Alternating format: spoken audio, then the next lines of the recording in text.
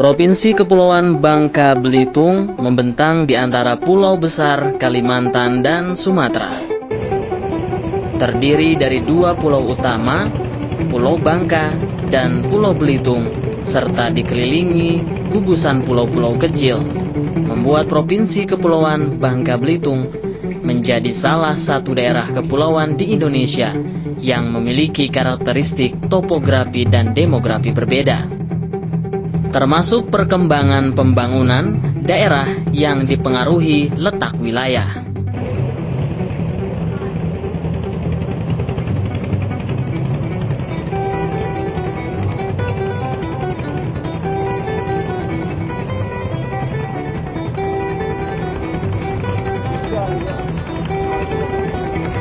Salah satu yang paling berpengaruh terhadap kondisi geografis Kepulauan Bangka Belitung ini adalah aksesibilitas atau jangkauan sarana primer bagi masyarakat, berupa ketersediaan dan distribusi energi listrik. Penyediaan energi listrik di Kepulauan Bangka Belitung kini masih belum merata dan belum mencakup seluruh wilayah. Pemerintah menopang kebutuhan listrik masyarakat di pulau-pulau utama seperti Pulau Bangka dan Pulau Belitung dengan pasokan energi dari kekuatan pembangkit tenaga minyak fosil atau batu bara, biogas, dan biomas. Namun, beberapa pun besaran daya yang dihasilkan ini belum mampu memenuhi kebutuhan masyarakat kepulauan akan energi listrik.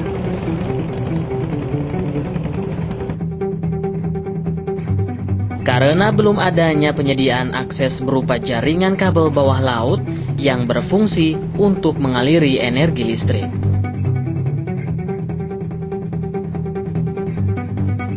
Contohnya saja 14 gugusan pulau di Kepulauan Bangka Belitung. Pulau-pulau terluar di Provinsi Kepulauan Bangka Belitung masih belum tersuplai listrik yang mampu memenuhi kebutuhan masyarakat selama 24 jam.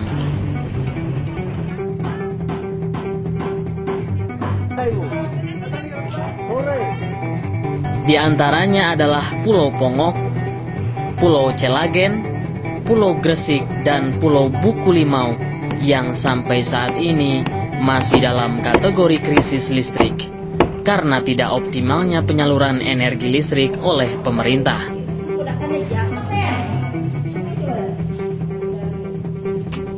Padahal bagi masyarakat di kepulauan, listrik adalah sarana vital, komponen utama dan urat nadi masyarakat yang menggerakkan seluruh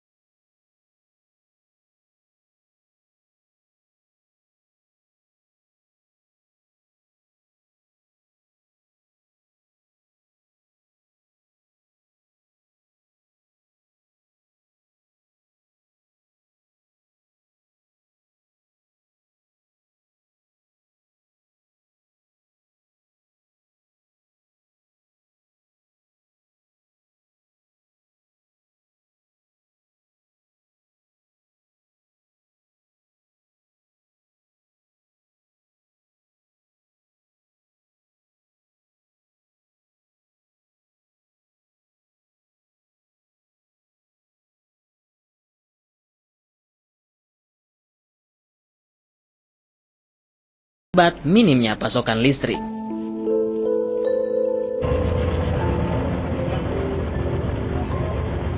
Akses yang juga tergolong sulit untuk menjangkau daerah ini karena harus melewati perairan dalam, membuat PLN tak bisa membangun jaringan kabel bawah laut untuk mendistribusikan energi listrik dari pembangkit listrik tenaga diesel PLTD yang berada di pusat ibu kota Kabupaten Bangka Selatan, yakni Tobo Ali.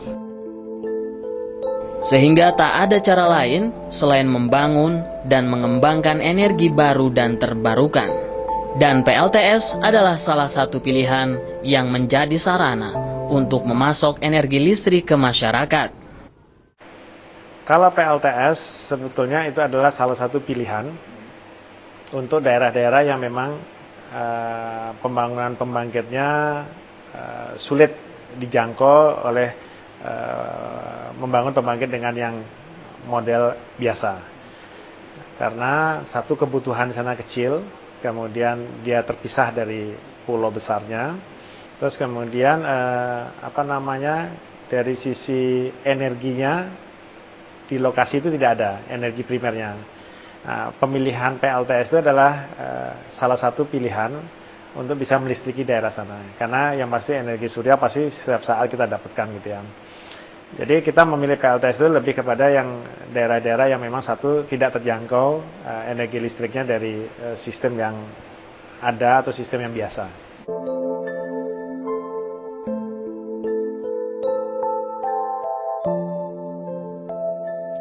Penyediaan PLTS di 4 pulau-pulau terluar di Provinsi Kepulauan Bangka Belitung tidak serta-merta mampu mengatasi persoalan secara tuntas. Dari kekuatan yang dihasilkan masing-masing PLTS, yakni PLTS Pulau Pongok dengan kekuatan 125 kW, PLTS Pulau Celagen dengan kekuatan 80 kW, serta PLTS Pulau Gresik dan Pulau Buku Limau masing-masing 40 dan 80 kW, nyatanya masih belum melepaskan jeratan krisis listrik yang membelit masyarakat kepulauan. Masyarakat Kecamatan Kepulauan Pongok yang hidup di 2 desa di 2 pulau, yakni Pulau Celagen dan Pulau Pongok, kini menggantungkan ketersediaan energi dari pembangkit listrik tenaga surya atau PLTS yang sudah ada. PLTS Pulau Pongok hanya mampu menghasilkan 120 kW. Padahal jumlah ini belum sebanding dengan kebutuhan listrik masyarakat. Karena nyatanya, dari 800 rumah, PLTS Pongok hanya mampu mengaliri listrik ke 152 rumah. Begitupun dengan PLTS Pulau Celagen yang menghasilkan daya sebesar 80 kW yang hanya mampu mencukupi kebutuhan 115 rumah dari 300 rumah yang ada. Itupun manfaat PLTS tidak lagi diterima masyarakat Pulau Celagen akibat kondisi mesin PLTS yang kini tengah rusak. Sistem pengaliran energi listrik di Pulau Pongok juga kini tak bisa lagi berlangsung selama 24 jam. Arus listrik yang dialiri ke rumah warga dengan daya sebesar 450 volt ampere hanya mampu untuk pemakaian selama 12 jam dari jam 6 sore hingga jam 6 pagi. Dengan daya yang begitu rendah, masyarakat juga hanya bisa memanfaatkan energi listrik untuk kegiatan penerangan.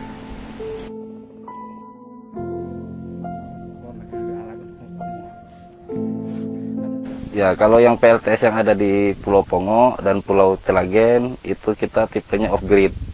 Jadi off-grid maksudnya begini, sinar matahari yang diserap dari panel surya itu kita tampung di baterai. Ditampung di baterai, bisa juga langsung disalurkan ke pelanggan.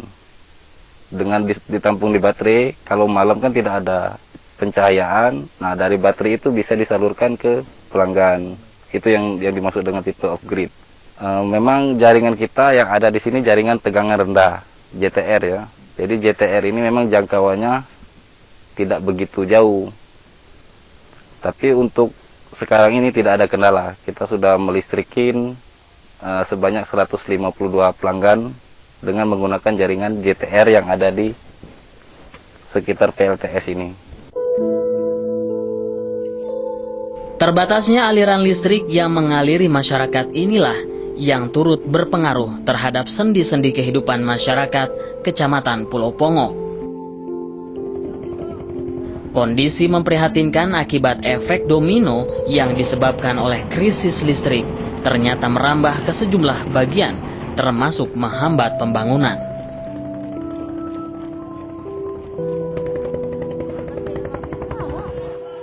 Hal yang paling mencolok akibat dampak krisis listrik ini adalah geliat perekonomian masyarakat yang berjalan statis dari waktu ke waktu. Masyarakat yang menggantungkan hidup dari hasil alam terasa sulit untuk mengembangkan usahanya. Seperti penyediaan balok-balok es yang dibutuhkan masyarakat yang sebagian besar berprofesi sebagai nelayan. Kondisi ini pun mempengaruhi pendapatan nelayan setiap harinya. Penghasil ikan tadi membutuhkan yang namanya es balok.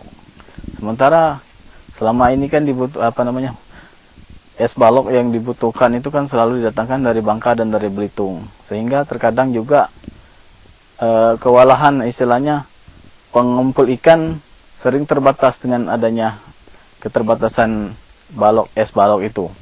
Jadi kemungkinan kalau misalnya ada pabrik sendiri di sini, mungkin kegiatan itu bisa berjalan dengan baik.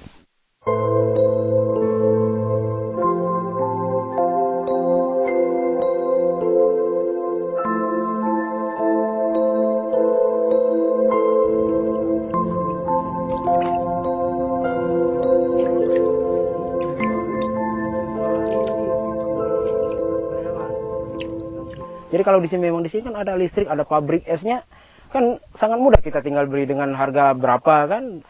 Kalau di sana kita beli di 22.000 sampai di sini bisa mencapai hampir 40.000 satu balokannya. Kadang-kadang sampai di sini sudah nggak ada lagi esnya, sudah habis larut di jalan. Jadi memang sangat dibutuhkan kalau pabrik es di sini.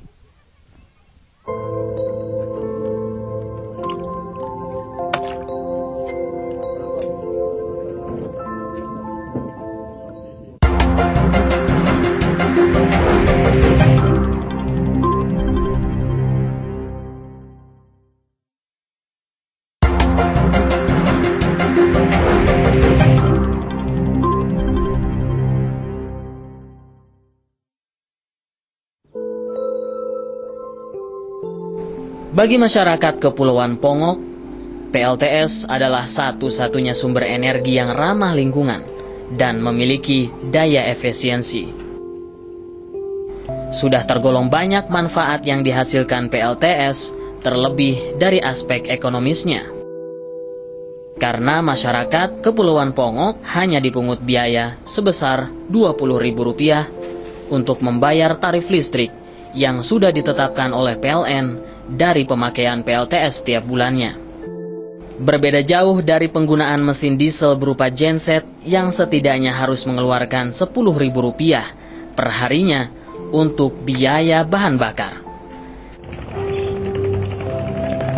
Kini nasib sekitar 5.000-an masyarakat Kecamatan Kepulauan Pongo masih bergantung pada energi listrik. Karena mau tidak mau, kualitas sumber daya manusia dan potensi pengembangan daerah juga ditentukan oleh energi listrik yang memadai untuk kemaslahatan warga. Tapi kan sekarang ini kan ada bantuan PLTS, tapi kan sudah tidak berfungsi selama kurang lebih 4 bulan, Pak. Nah, jadi anak-anak kasihan, Pak, yang mau belajar, kadang-kadang mau belajar sampai jam 9 kan udah terhenti karena masalah lampu dari cahaya lampu tadi kan. Nah, terkecuali orang-orang yang mampu, yang punya mesin diesel sendiri, ya mungkin bisa belajar sampai jam 12 atau jam 10. Kalau PLTS dulu waktu berfungsi, Pak, kesejahteraan masyarakat di sini, Pak, sangat terbantu. Pengeluarannya juga sedikit. Bandingkan aja Pak, kalau kita beli minyak solar itu 4 liter kali 9.000 sudah 38.000 ya, 37.000 ya. Nah, kalau PLTS ini kan kadang-kadang ada juga yang pakai 20.000 Pak, 20.000 satu bulan, nah, yang hemat, hemat listrik. Ya harapan untuk kita dari terutama dari masyarakat Selagen Pak, semuanya ini mengharapkan secepatnya lah untuk PLTS kita yang lagi rusak bisa secepatnya diperbaiki. Masyarakat masih banyak menggunakan alat-alat yang lama seperti lampu becong, kata sini, lampu pelita, lampu kaleng, lampu strongkeng, lampu pom. Nah itu kelihatannya Indonesia kalau walaupun kami di kepulauan tapi belum merata. Sedangkan kami sudah kecamatan lebih kurang 3 tahun. Jadi mohon dengan hormat dan sangat bagi pemerintah yang ada di atas untuk memperhatikan kami. Dan jangan diperhatikan setiap tahun kami hanya diperhatikan, tapi tidak pernah kami diresapi atau dirasakan nikmatnya bagaimana terang benderangnya itu.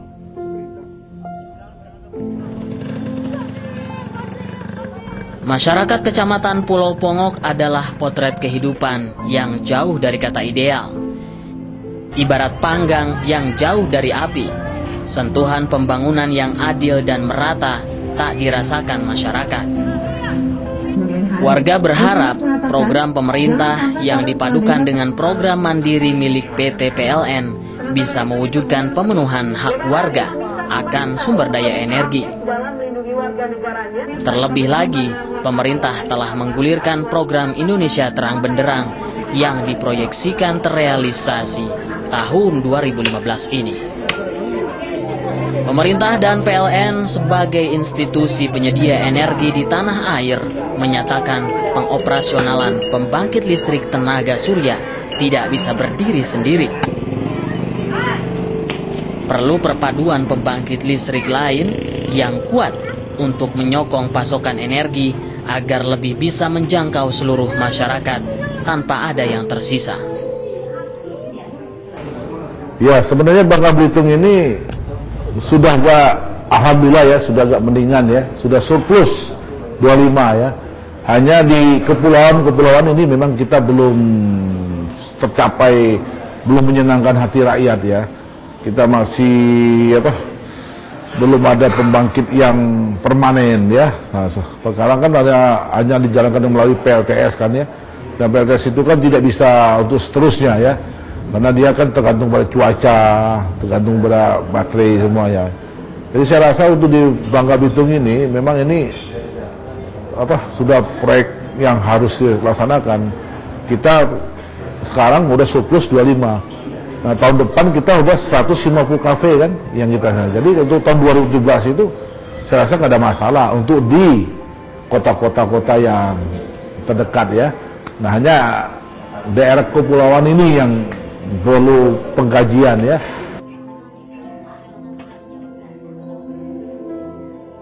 Kondisi PLTS yang bersifat jangka pendek juga dinilai tak mampu menjadi sumber daya primer bagi masyarakat.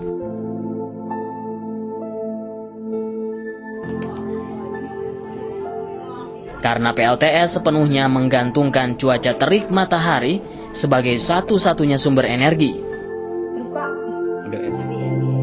Daya serap PLTS tidak akan terasa optimal jika kondisi alam tengah tak bersahabat. Terkadang, masyarakat Kecamatan Kepulauan Pongok harus merasakan gelapnya malam dan sulitnya beraktivitas akibat kondisi baterai penampung sumber energi PLTS tidak beroperasi maksimal.